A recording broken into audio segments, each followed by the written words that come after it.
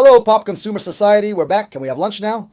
Let's talk about Predator Badlands. Wildland is coming out tomorrow, and there are already reviews and a Rotten Tomatoes score. But before talking about the Rotten Tomatoes rating, I want to talk about our raffle. These are the last days for you to participate, okay? To win a Marvel Legends and 2 comic books as a gift here, as a souvenir from Cuatro Coisas, helping me restore our 4K camera here on the channel. The QR code is already displayed. You send 5 rees to the channel's Pix and you get a number to participate. With that number, you'll join Thursday's drawing at 8:30 post meridian on 4 Coisas Live. You making the Pix payment. Buy a number for 5 reis. 10 reis gets 2. 1 5 reis gets 3, increasing your chances of winning. Do me a favor and send a little something to the channel so we can speed up our triumphant return with high quality videos. It's a resolution for you guys, but let's talk about Predator. How is it going? Rotten Tomatoes Predator Badlands reached 89% among critics.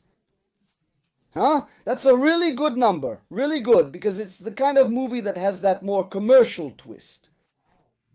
Right? This Disneyfication, as some critics are calling it. And that gives that softened, diluted, better said, in the whole concept of horror, science fiction, pursuit, survival, which is the tone of the first movie, Predator of the second movie, and so on. And now in Badlands, it brings something more action-oriented, action with science fiction, with special effects. Some critics here are complaining about this, and other critics are saying it's a highlight of the movie, but let's see what they're saying. Here's a compliment from Matthew Jackson from Dread Central saying that this is the movie experience you've been waiting for. So if you were waiting for a movie experience, maybe Predator is the movie for your weekend. There are also some critics speaking badly about the movie, saying that it's not that good. What's up with that? The critics who gave negative reviews of the movie are saying, for example here, that the mystique of Predator was about where he comes from. That the mystery was better left to the imagination. The moment you start revealing that mystery, the whole thing falls apart. There are actually 2 here. 2 opposing issues. Mystical or mysterious elements in movies are usually the key to the film. Let's remember the Force, for example, from the Jedi, right? Man, when they started explaining the Force, it lost some of its charm. Midichlorian, that faced heavy criticism. Also, the Immortals in Highlander, they started explaining where the Immortals come from, and it lost some of its charm in the second Highlander. Is it good or bad to explain the Predator's origin? The Wave Club reviewer found it bad. But I don't know. I think it really depends on the way it's presented and the way it's told. And clearly from what we're seeing in the reviews since Prey, which is also by the same director, we're seeing that the intention is to show a bit more of the Predator's culture. So to share more about their origins and activities beyond hunting, and not just that mysterious creature that comes from space and doesn't have much of an introduction. I don't know. I think it could be. It really depends on how the story is told, right? Depends on how it's presented. So far, I like it. Anything else? Another negative review from Samantha Nelson saying that it's full of computer-generated imagery, a lot of action, but it doesn't have any real tension. The movie fails to create real tension. Once again, people are criticizing this Disneyfication of Predator after the franchise was acquired along with Fox and that maybe they've commercialized Predator too much. It became too commercial, too formulaic, trying to please as many people as possible and losing some of its original rawness. But what are they talking about here, huh? Another positive from Big Gold Belt Media saying that the evolution of this Predator is bold, emotional, visceral, and jaw-dropping. A science fiction adventure at its best. Good review. I think it's pretty much a summary of what people are saying positively about this movie. Science fiction, action, special effects, and surprising revelations about the planet's culture. Predator. What else is here?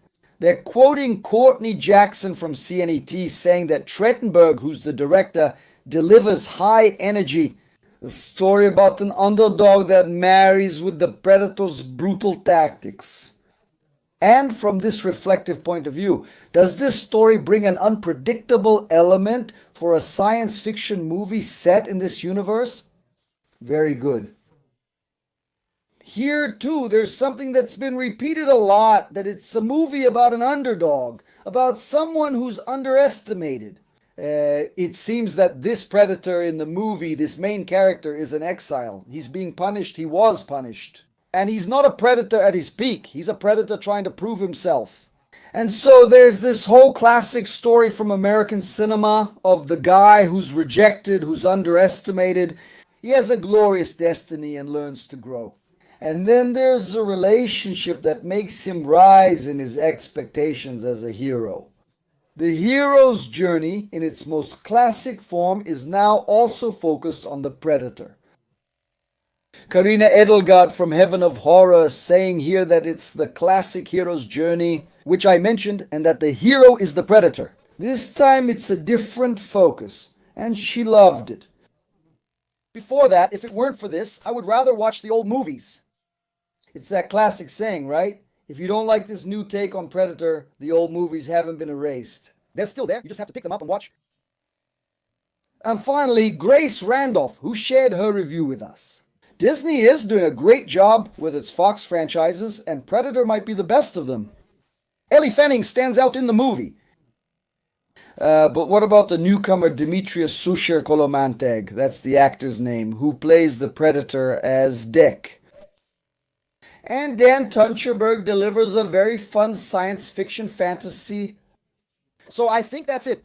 It's no longer a horror, survival, and science fiction movie. Now it's more of a fun science fiction adventure, very much in the Disney style, to please as many people as possible, to deliver to all audiences, to be a story that has appeal with adults, with old fans, with new fans, with men, women, all ethnicities.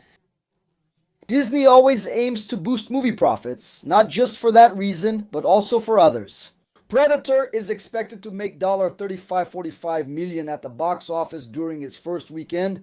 You might think that's weak, that it's small. The year's most watched movies nearly made $100 million in their opening weekend. But keep in mind that it will be. If it's 35 to 45, it will be the highest opening weekend box office for a Predator movie ever. We're not considering inflation here. The first Predator from '87, but considering Alien vs. Predator, Predators, the Predator reboot. None of them reached $35 million, so it will probably be the most watched Predator movie. It's in the first weekend ever, right? We'll end the video here. Remember, the QR code is on screen so you can participate tomorrow. The drawing is tomorrow, so there's little time left to buy your raffle ticket and support the channel. So send the letter R through Pix, and I'll recognize your name there, add you to the list, and I'll draw your name. On Thursday. Take advantage of it. See you later. See you soon. See you in a bit. Bye. And that was another episode of 4 Things. The channel has at least 3 videos every day, from Monday to Sunday. If you liked it, here are some more suggestions for you to watch. Don't forget to leave a comment, subscribe if you haven't already, and turn on the notification bell for new updates. Thank you very much. See you next time.